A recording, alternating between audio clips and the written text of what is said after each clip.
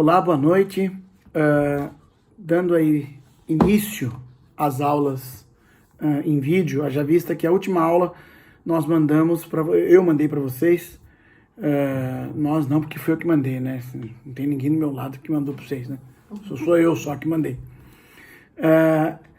Para vocês, aliás, eu até fiz questão de não fazer uma aula vídeo, porque esse material que vocês receberam é um material extremamente completo, que é a primeira fase de aplicação da pena, tá?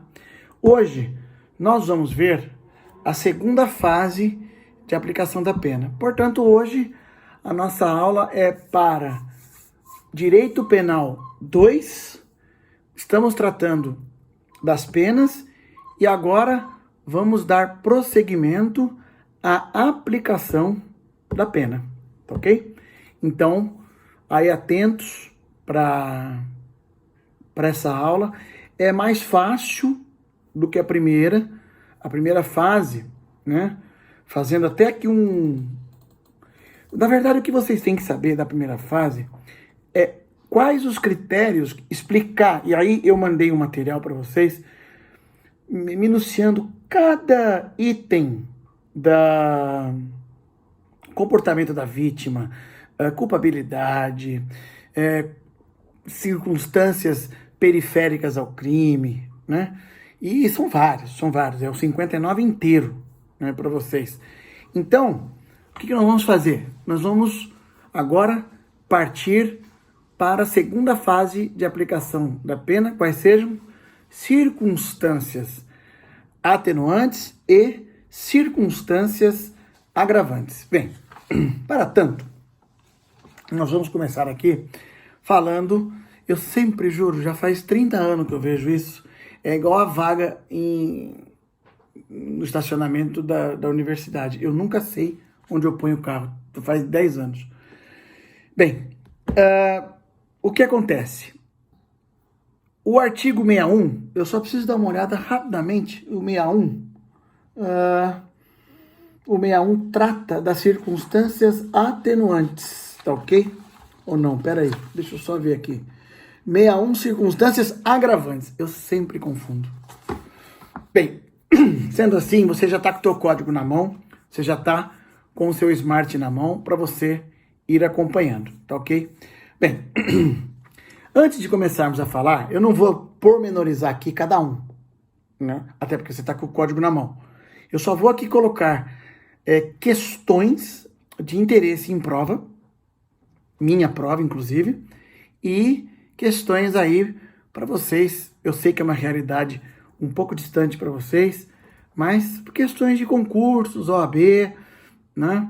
A OAB que será o primeiro desafio de vocês. Então, fica aí várias dicas para vocês, tá ok? Então, vamos lá, vamos começar. Circunstâncias agravantes e atenuantes. Bem, primeira coisa, o juiz ele fixou a pena base, e aí eu pedi o trabalho para vocês, né?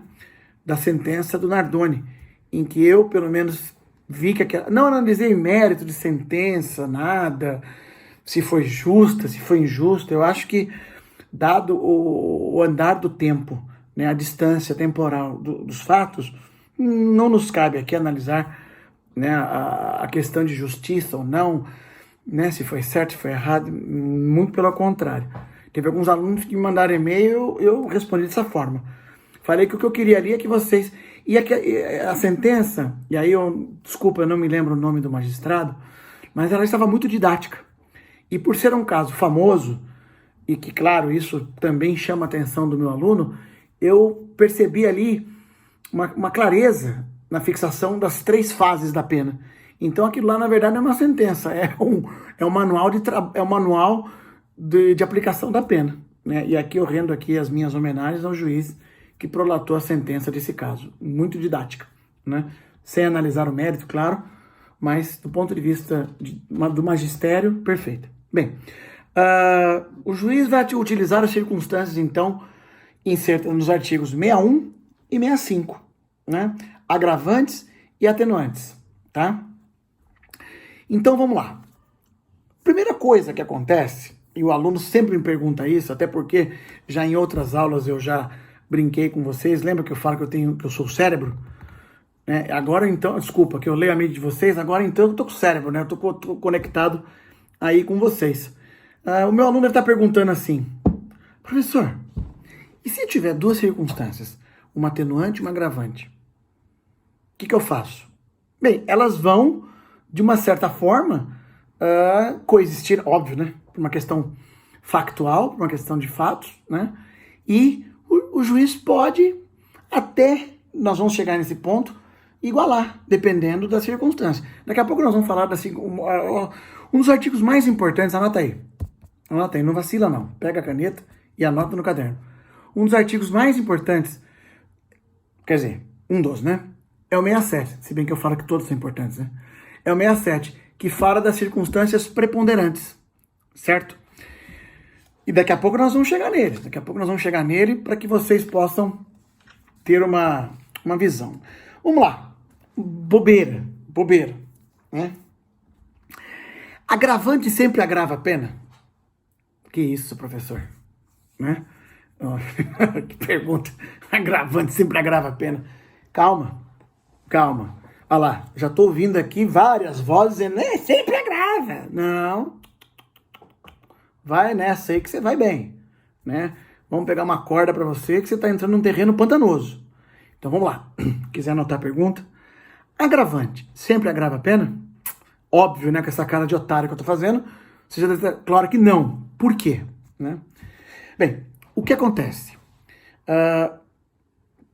Pode ser que tenha uma agravante e algumas atenuantes. Aí você fala, cara, elas vão aniquilar essa agravante. E nessa brincadeira, o cara não vai ter a pena agravada. Então a pergunta seca, né? Toda agravante sempre agrava a pena? Bem, num primeiro momento, sim. Claro que se, dependendo da análise do caso, né? E aqui, parece que eu vou fazer um bis idem sobre algo que eu sempre falei com vocês. Vocês têm que analisar muito o caso concreto. Não estou aqui, pelo amor de Deus, querendo colocar pressão psicológica. Mas o meu aluno, ele vai fazer a M3, né? Lá em junho, finalzinho de junho. Por quê? Porque ele, às vezes, tem preguiça de ler o problema. E direito penal 2, perdão, você tem que analisar, você tem que pegar, né, analisar na prova. Olha, tanto que eu vou até fazer a prova para vocês com um pouco a margem esquerda ou direita, um pouco até maior. Porque você anote ali, né? Olha só, ele era menor de 21, daqui a pouco nós já vimos inclusive isso aí, né? Hoje nós vamos só bater o martelo em algumas questões. Menor de 21, a data dos fatos, maior de 70 na data da sentença, tá? Óbvio, não é a mesma pessoa. Óbvio. Quer dizer, não, no Brasil não. O Brasil tem um judiciário que, com todas as mazelas, né, funciona muito bem. Mas vamos analisar outras circunstâncias, tá ok? Bem, vamos lá. Então, primeira pergunta já está respondida, vai depender do caso concreto. Se tiver duas atenuantes que possam anular essa agravante, não haverá, né, foi até uma pergunta aqui de uma aluna. Exasperamento, né, ou exasperação da pena, termo mais correto, exasperação da pena. O que é isso, professor? Exasperar significa aumentar, tá? Então aí você que me mandou a pergunta aí no meu e-mail, eu tô anotando as perguntas, gente. Eu tô jogando numa pasta perguntas, né, sala tal. E aí eu só tô ali. Quando eu vou para aula, eu vou e respondo que a dúvida de um, né? Esse parece clichê de professor, né? Pode ser a dúvida de mais alguns. Certo? Vamos lá. Um assunto rápido aqui que eu já conversei com vocês, eu quero só sedimentar, porque quando eu ia dar a próxima aula presencial, eu ia comentar exatamente isso, tá? Veja bem, vocês podem estar você deve estar pensando se tem um déjà vu, né? Nossa, ele já falou de circunstâncias que qualificam o crime. O pior já passou, que eu expliquei a diferença o que se entende por crime qualificado. Expliquei, coloquei no quadro, né? Você entendeu? Fez uma cara que entendeu, tá? Professor, eu não lembro. né? Manda e-mail, professor, negativo. Senta, abre o caderno ou abre o Google e pesquisa. Gente, queria eu ser a fonte primária do direito penal. Eu tô dando aqui uma base, né? Uma base, tentando dar uma base para vocês. Mas, por favor, se vocês não tiverem o dom do mínimo da curiosidade, pelo amor de Deus, fica fácil. Hoje eu respondi uma pergunta de um aluno, me arrependi, porque ele poderia ter pesquisado, né? Tá? Então, por favor, lembrando, né, que minha namorada fala, o aluno ele fica o dia inteiro no WhatsApp, Instagram, Twitter, sei lá que mais tem redes sociais e não consegue fazer pesquisa para a faculdade. Desculpa, não é uma crítica, é uma constatação. Bem, quando constitui ou qualifica o crime, nós já falamos isso. Lembra que eu falei que o começo das agravantes é idêntico às qualificadoras do homicídio? Né? Tivemos a oportunidade de abrir o homicídio, lá o 121, se eu não me engano, parágrafo 2º, estou sentindo falta aqui de um código, né? Confiar nessa cabeça aqui, 45 anos de idade, fica difícil. Mas se eu errar os parágrafos, por favor, me perdoem, mas vai lá no homicídio qualificado, 121, parágrafo 2º, minha cabeça está aqui pensando se é o 2º ou não, né?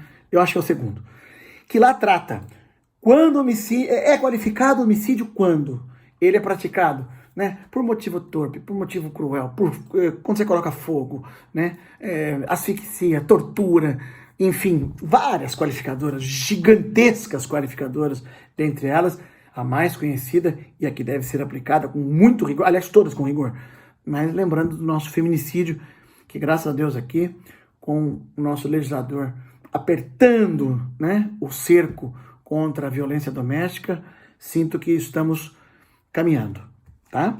Bem, então quando constitui um elemento de um crime ou outro crime, você não pode aplicar o quê? Atenuante, óbvio.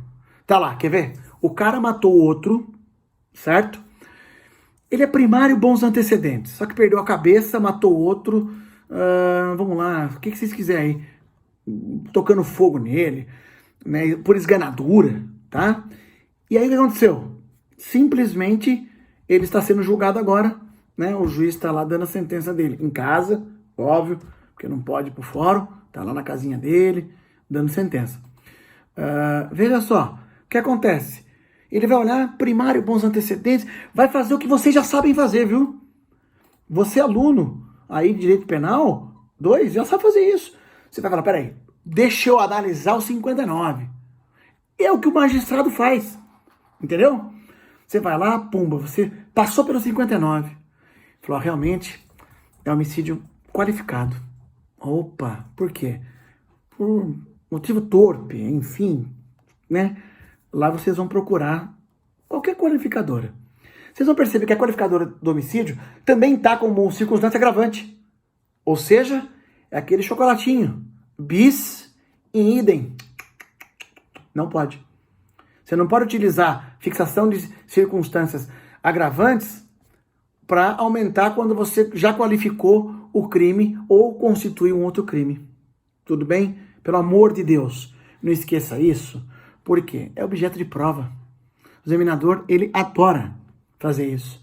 E o examinador, você já sabe quem que é, né? Poxa, estão comigo já há quanto tempo? O examinador é uma pessoa voltada com a mente para o mal, né? É o Gargamel dos Smurfs. Só quer atrapalhar a vida da gente. Anota aí. Pena base fixada no mínimo. No mínimo. Bem, eu não vou aqui fazer uma crítica, só vou aqui lembrar do meu querido professor Guilherme de Souza Nutti, né? Tive o prazer de ser aluno dele por 1 ano e meio. O professor Guilherme de Souza Nutti sempre criticou a política da fixação mínima, né? A política da fixação mínima, né? Por favor, aí não são minhas palavras, mas às vezes, naquela correria, 9.000 processos na vara, você não faz a individualização da pena, tá? Quando, na verdade, por quê? Na verdade, ele poderia ter um pouco acima do mínimo. E outra coisa, já vou respondendo, e o máximo também. Coloca no máximo, não, quando na verdade você poderia diminuir, tá? Lembram-se dos princípios norteadores da pena? Um deles, princípio bom, um princípio, né, de envergadura, que é o princípio da individualização da pena. Esse princípio, gente, já falei para vocês, em sala de aula eu comentei muito. Vocês que estão aí, ó, Direito Penal 2, daqui a pouco Direito Penal 3, Direito Penal 5, nono semestre, OAB passou porque aprendeu aqui com os professores. E aí?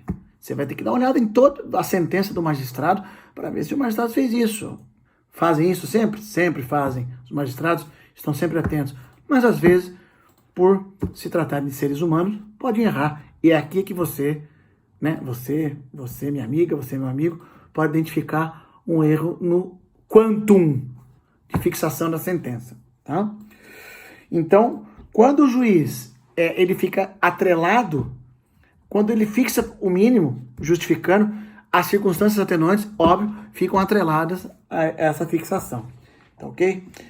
Bem, o terceiro ponto fala sobre o artigo 67. Segura aí, que daqui a alguns minutos eu falo para vocês, tá ok? Depois você pode até já anotar aí, para a gente economizar até um pouco de tempo, né? A pergunta é idêntica à outra. Atenuante, sempre atenua a pena? Aqui, a regra é, atenuante sempre atenua a pena? A regra é não. Não. Vejam só, eu separei aqui para vocês alguns exemplos. Né? Depois, em regra... outra coisa, perdão, me dá só 30 segundos. Ainda não tive um feedback dos meus alunos, pelo menos hoje ninguém xingou, pedra, né, panelaço, né, para mim. Mas assim, eu optei por um critério, e se vocês não sentirem bem, é o que eu sempre faço em aula.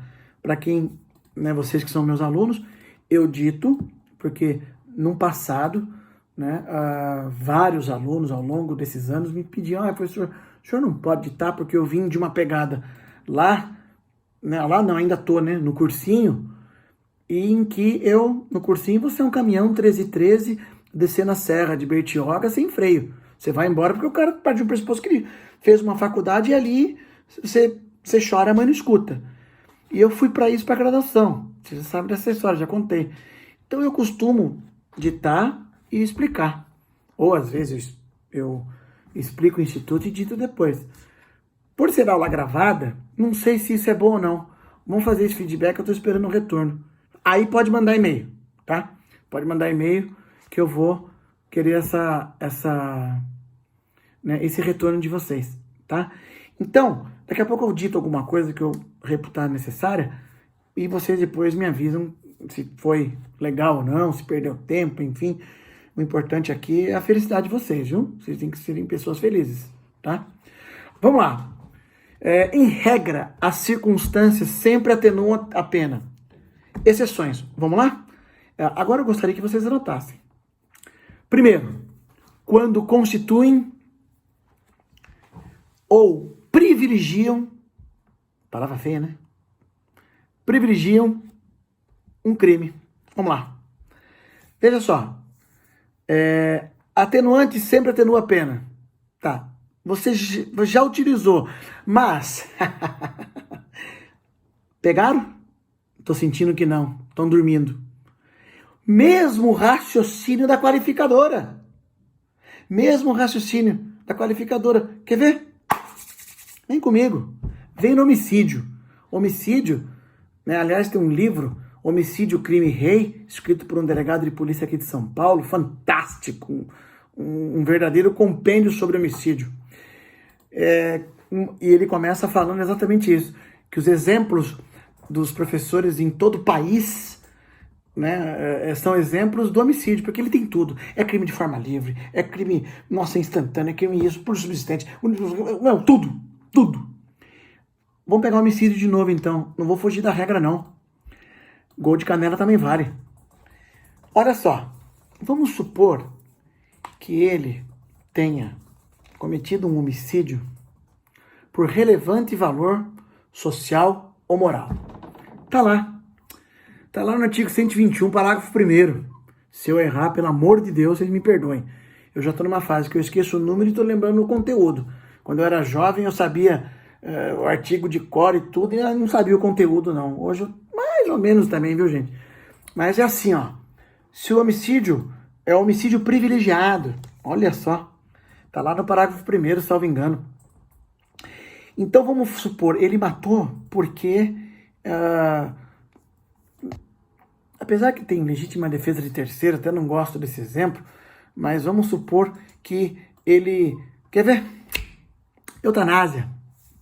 Eutanásia, que aliás aqui, quando vocês tiverem, se Deus quiser, vocês vão ter o desprazer, né, de ter homicídio comigo, mas se não tiver comigo, terão com professores bem melhores do que eu, vocês vão ver que a eutanásia, todo mundo chora, imagine a pessoa, nossa senhora, nossa, eu não vou falar aqui para não quebrar o clima, mas a pessoa não tem força para morrer, né, como dizia lá em Salesópolis os antigos. A pessoa está tão debilitada, o peso dela magra 60 quilos, está com 30.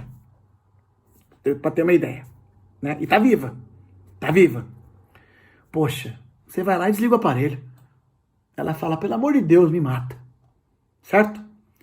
Eutanásia, né? Depois tem uma diferença entre eutanásia e ortotanásia, não vem ao caso aqui falarmos sobre isso. Mas olha só, privilégio. Aí, lá, nas circunstâncias atenuantes, tem lá, confia em mim, tá lá. Se ninguém revogou nada, não vai revogar, porque o Congresso tá meio paradinho, né? Não foi revogado, não. O que fala? Constitui o quê? Um privilégio do homicídio. Você não vai utilizar também. Então, atenuante sempre atenua? Sim, sempre. Mas, quando privilegiam... Perceberam, gente? É só fazer o mesmo raciocínio da qualificadora e da agravante, tá? Outro. Quando a pena mínima base foi fixada no mínimo. Também. Aqui tem uma discussão interessante. Né? Tem uma súmula, a 231 da STJ, que diz assim: a incidência da circunstância atenuante não pode conduzir à redução da pena abaixo do mínimo legal. Súmula é lei? Não. Não é vinculante, porque não é do Supremo. Certo? Aqui nós temos que parar e refletir um pouco. É possível sim. É possível sim. Que isso, professor? A súmula, então, que eu faço com ela? Não. Não faça isso, não. A súmula pode ser interpretada de uma outra forma. Tá? De uma outra forma. A súmula, ela, salvo engano, não foi afastada. Se ela foi afastada, aí você fala, pô, súmula é lei? Súmula é um problema. Porque você pode olhar para o magistrado e falar, não, mas espera aí, eu não vou ficar, tá no mínimo legal aqui, eu não vou fixar abaixo do mínimo. O legislador pátrio, lá, quando ele fez a norma, utilizando dos critérios de razoabilidade e proporcionalidade, ele já fez a pena do crime, dos crimes, né, em forma de balizamento. Tanto a tanto. Pronto. Não quis ele que fosse abaixo disso. Pronto. Está justificado. Perceberam? Tá? Perceberam? Isso é um assunto que, aliás, eu vou até anotar aqui já. Primeiro trabalhinho para a próxima aula. Em forma de pergunta para você pesquisar. É possível a fixação abaixo do mínimo legal? É possível a fixação abaixo do mínimo legal? Vamos analisar. Vamos fazer uma pesquisa. Próxima aula, voltamos aqui. Ok? Tem críticas. Outra coisa. Responde no formulário, viu? Responde no formulário. O formulário, gente, ele é super... ele é maravilhoso. Ele não tem chabu. Aliás, foi bom tocar nesse assunto, formulário. O formulário, você confia nele, viu? Confia nele. Não precisa, acredita em Deus, continua acreditando, mas confia nele. Por quê? Porque minha caixa de e-mail deve estar com 300 e-mails, né, gente? Vocês mandam um trabalhinho para mim. Só para garantir, professor, eu já montei o Google Docs para não ter esse problema, tá? Para não ter, não estou ignorando nenhum trabalho, tá? Mas mandem na plataforma do Google Docs, não tem erro, tá? E aí vocês vão ver. E não precisa, professor, eu fiz o trabalho só para garantir. Eu até entendo. Eu também, se vocês que são jovens, aí 19, 20 e poucos anos, duvidam da tecnologia, imagine eu que batia datilografia, SDF, aquela coisa toda, tá? Mandem lá. Tem coisa boa para escrever aqui, viu, cara? Tem umas coisinhas legais, tá? O que o senhor quer? Tudo, tá? Tudo. Ah, deu 10 laudos, mentira. Para dar um norte para você. Essa pergunta aí, a resposta, meia lauda você responde. Fácil. Certo? Vamos lá. Chegou onde eu queria. Terceiro ponto. Quando a agravante for preponderante. Agora sim, eu quero conversar com vocês sobre circunstâncias preponderantes, né? Entre atenuantes e agravantes, que é o artigo 67 do Código Penal, ok? Vamos lá. A próxima vez eu vou mandar colocar o... Eu sempre tiro, né, o artigo e só fico com parte do conteúdo, né? Mas da próxima vez eu já vou mandar colocar aqui. Bem, vamos lá. Você já deve ter lido agora aí o 67. Se não leu agora, leia com calma aí em casa, na sua casinha. Não sai de casa não, viu, gente? Pelo amor de Deus, viu?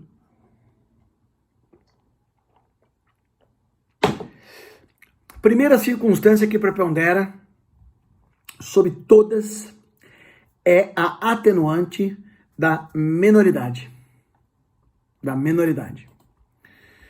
Já tô até vendo aqui os meus alunos, principalmente os meninos, né? E eu confesso pra vocês, cara, tô com uma saudade de vocês. Professor, não concordo não, velho. Tomando o pé do ouvido. O cara menor de 21 anos ainda vai ter... eu também não concordo, viu? Também não concordo. Como cidadão, tá? Como cidadão. Como delegado, não concordo, né? Mas ela é uma circunstância preponderante. Então eu tenho medo de você com essa ideia, né? Menor de 21 ainda? O que é isso?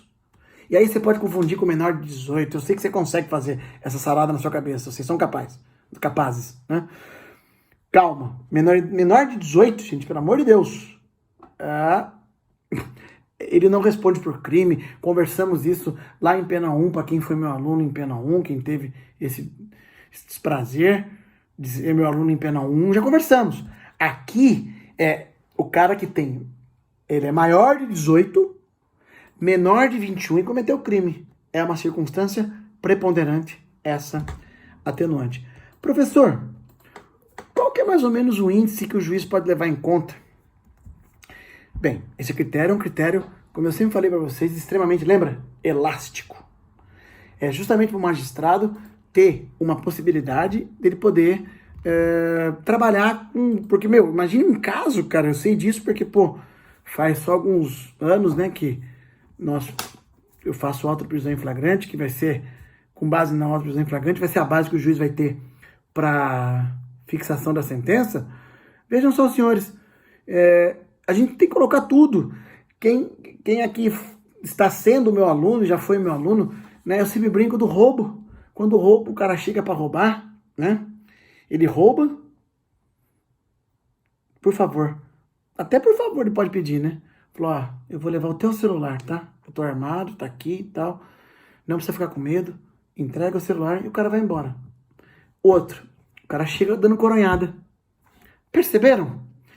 Então, por isso que o critério, ele é bem elástico pro magistrado. Mas aqui, professor, fala logo, quanto que é? Mais ou menos 1/6.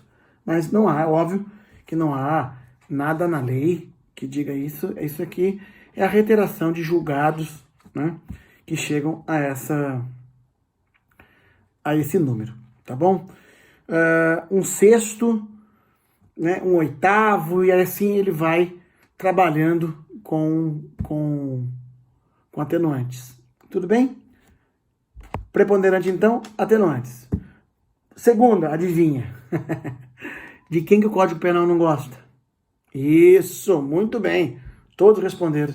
Exceto um aqui que já olhou para o lado aqui para olhar no celular. Não olha não. Volta aqui, vem comigo. Vem comigo. Reincidência.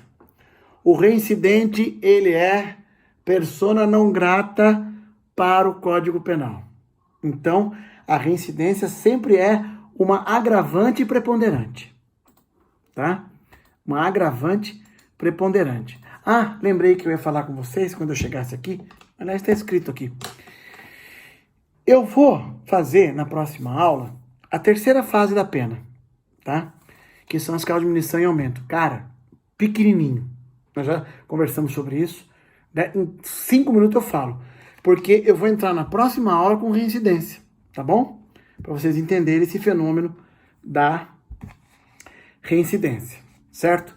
Terceiro ponto importantíssimo. Circunstâncias atenuantes, circunstâncias agravantes e oh, meu Deus do céu. Circunstâncias agravantes e atenuantes subjetivas e circunstâncias agravantes e atenuantes objetivas. Vamos lá. Aqui é que vai ter aquela velha pergunta, que vai ser a segunda, para colocar aqui no formulário, aqui, ó. Vou colocar aqui no formulário, que é o seguinte. Qual que deve preponderar quando você estiver diante de duas circunstâncias atenuantes e duas circunstâncias agravantes? Um pouquinho da resposta eu já dei. É a minoridade? Não sei. Ela prepondera. É a reincidência? Não sei. Se for, prepondera, tá? Mas aonde eu quero chegar com vocês? O que é uma circunstância subjetiva?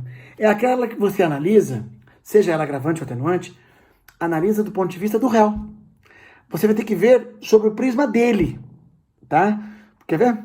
Uma circunstância de relevante valor social, moral, não é um critério objetivo, né? O cara, quer ver? Ele matou o vizinho, por quê? Ele estava batendo na mulher. Ele entrou lá, viu ela toda espancada, falou, ó, meus valores morais são esses. Detalhe, para ajudar. A agressão já tinha acabado, cessado. Para ninguém ficar assim, professor, não é legítima defesa de terceiro? Se estiver ocorrendo agressão, sim. Então, lembra que eu falo, não põe nada no meu exemplo, senão não dá certo. Então ele foi lá, olhou e viu a mulher toda espancada, velho, daquele jeito. Parecendo o Rocky Balboa, né? No Rocky 4, quando lutou com o Ivan Drago. E olha aquela situação, aliás, uma situação deprimente, horrorosa. E ele perde a cabeça. Pra ele não imagina isso. O pai dele batia na mãe dele. Ele tem raiva de homem que bate mulher. Que, aliás, né? Eu me coaduno. E ele vai lá e acaba com o cara, velho. Vejam. Ele fala, acaba no sentido de bate no cara. Bem, peraí. Para você, aí, ó, do ladinho aqui, que tá olhando no vídeo aqui, para você, tá certo. Pro outro, não, peraí. Será que é? Será que não é? Pô, ele poderia, já que tinha cessado, veio para cima dele. Não foi para cima dele. Perceberam? Então, é subjetivo.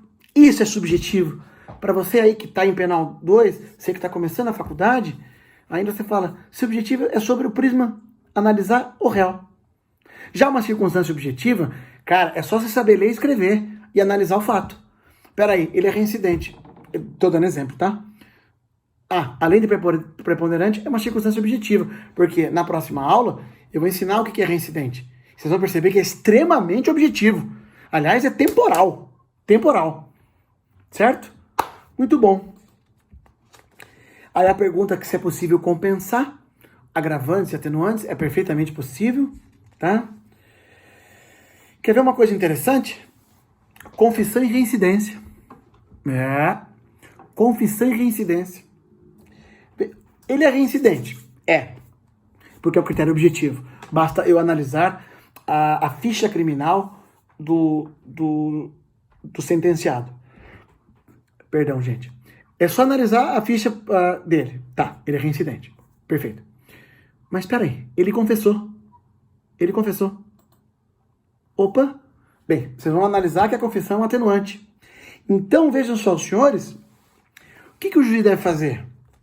O juiz deve considerar a agravante da reincidência ou a atenuante da confissão. Aqui você vai encontrar alguns julgados que eu quero que você traga para a próxima aula. Portanto, terceiro ponto é, diante de uma situação, aproveitando ainda a mesma pergunta, né? O juiz pode, sim ou não, doutrina, eu quero que você traga só 2 acórdãos.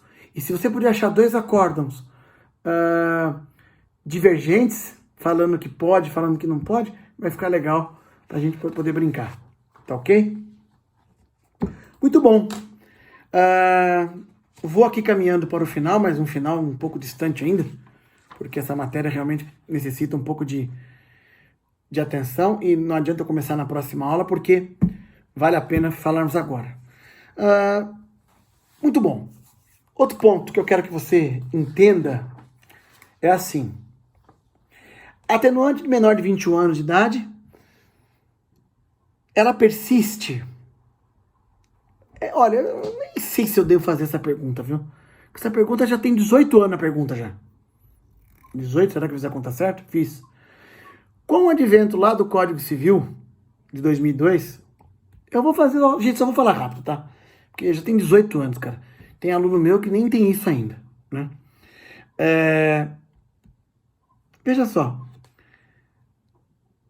O Código Civil fala que é possível a menoridade antes dos 18 anos. Aliás, perdão. Antes dos 21 anos. Certo? Será que o Código Civil ele interferiu no critério da menoridade? Bem, aqui, agora tá gravado, né? Mas você sabe a minha opinião sobre os outros ramos do direito, né? Isso. Quem está no Olimpo? Constitucional e penal. Eu tô pouco me importando com o que o Código Civil fala. Direito do trabalho, então, muito menos. O critério deve ser analisado no Código Penal. Por que eu tô falando isso? Já foi sedimentado. É só para você, de repente você pega um ou outro autor falando sobre isso, e se for penal não vai concordar, né? Mas, não, o critério é penal e não tem como você fugir desse assunto, ok? Lembrando, algumas vezes nós utilizamos alguns critérios lá do Código Civil, mas muito raro, tá? Muito raro. Vocês vão perceber que no universo de direito penal eu diria que está igual à recessão do Brasil, 0,02 de crescimento, 0,02%. Nem isso, tá? Não vou comentar com vocês porque vocês vão ver ainda lá para frente, né? Muito bom. Vejam só, senhores. Aqui eu quero que vocês entendam uma coisa. O maior de 70 anos, na data da sentença, é óbvio que o critério é objetivo. Eu só falei agora aqui para vocês lembrarem o que é uma circunstância atenuante objetiva. Quantos anos o senhor tem? Saiu a sentença hoje. 71. Muito bom. Legal. O senhor tem uma atenuante. Certo? Como é que é? Tô ouvindo uma pergunta aqui. Se o estatuto do idoso? Ah, tá. Não. Mesmo raciocínio. O estatuto do idoso não vai interferir nesse critério. E olha que é bem mais novo, hein? Estatuto do idoso. Tá? Mais do que o Código Civil. Perfeito? Muito bom. Depois nós vimos a confissão, que ela é uma atenuante, tá? Ela deve ser espontânea. Aqui, espontânea. E aqui eu não posso ficar dando exemplo do que é uma confissão não espontânea. Nunca vi isso na minha vida. Tô falando sério. Mas é aquela confissão que foi conquistada com tortura, né? Com tortura. Se você for torturado, filho, tem uns que não aguentam mais nada. Tem outros que até aguentam um pouquinho mais. Mas, uma hora você não vai aguentar. Tá? Então ela é espontânea. Né? É espontânea a confissão. Tá ok? Gente, na próxima aula, eu nem sei se eu devo falar isso, viu? Tem uma teoria chamada teoria da co-culpabilidade. Por que fala isso? Só vou comentar rapidamente para a gente encerrar isso aqui. A teoria da co-culpabilidade, ela é interessante, tá? É um pouco profunda, mas não que eu não deva falar com vocês, porque vocês têm gabarito e inteligência suficiente para entender. É que ela realmente, ela não está prevista no código, tá? Ela é uma construção doutrinária, óbvio, e mais voltada para um estudo mais aprofundado do direito penal. Mas não custa nada eu falar para você. Teoria da co-culpabilidade. É assim, ó. O cara não teve nada na vida. Menos que isso.